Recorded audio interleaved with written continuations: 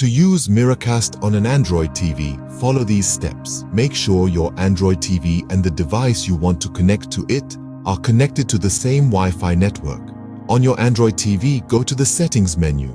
Navigate to the Display and Sounds or Display Settings option.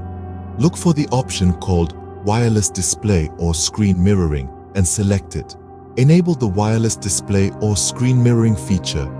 You're watching Samit the Information Hub channel on the device you want to connect to the Android TV. Open the settings and find the Screen Mirroring or Casting option.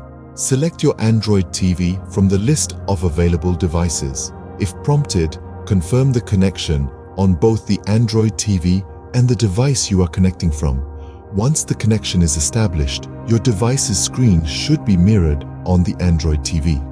Please note that the exact steps and menu options may vary slightly depending on the brand and model of your Android TV.